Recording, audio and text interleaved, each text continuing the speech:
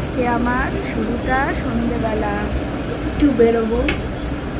এখন একটু রেডি হয়ে নিচ্ছি, চুলটো আছে নিচ্ছি। দেখো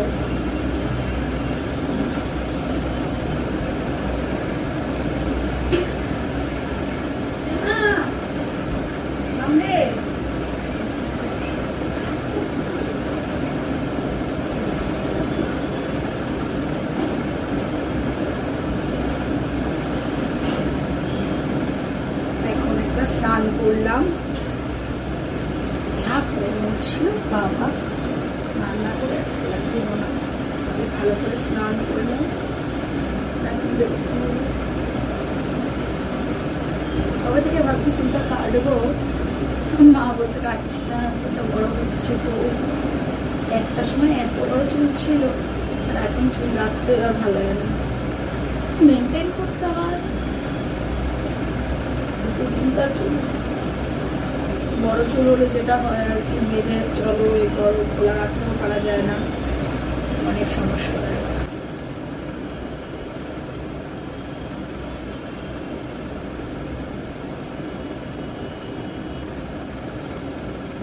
বন্ধ করো।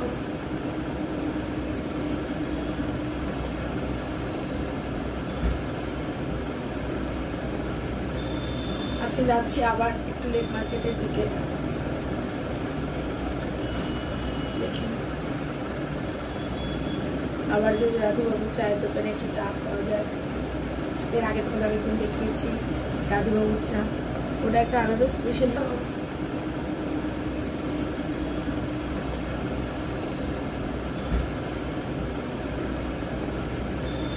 আজকে যাচ্ছি আবার একটু লেক মার্কেটের দিকে,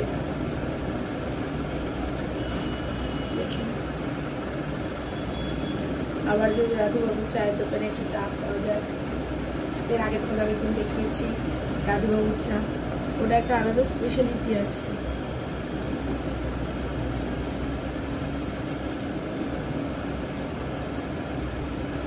বারবার কিছু কোনো কারণ ছাড়া ফোন করে, কিছু প্রবলেম।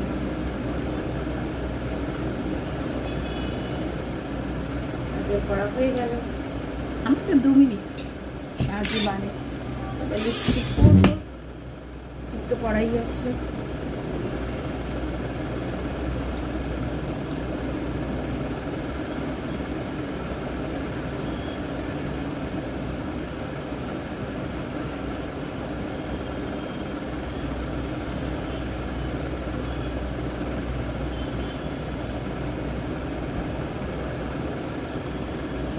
দেখো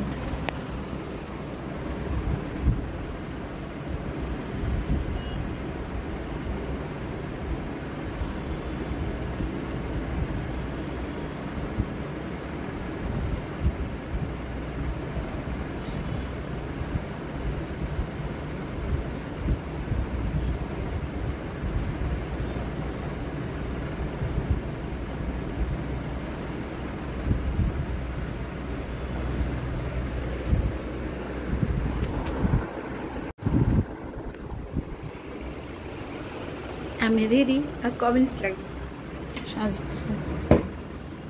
এবার একটা ছবি তুলি, কেমন লাগছে আমাকে বলো। আর আমি বেরোচ্ছি, আমি কি করলাম যতটা পারবো দেখানোর চেষ্টা করবো। Okay bye. এবার নামবো কালীঘাট স্টেশনে, মেট্রোই একমাত্র ভরসা।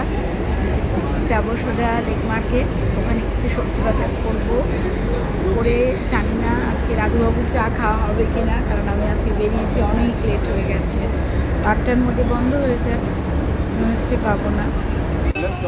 এই তো লেক মার্কেটের সামনে, লেক মলের ঠিক সামনে বসে আছি, প্রচণ্ড হিউমিডিটি, প্রচণ্ড ঘামছি। একটু বসে চা খেলাম, তারপরে এবার বাড়ির পথে যাবো। চা কিন্তু রাধুবাবু চা আজকে পাইনি, ব্যাড লাক, লোকাল। বাই।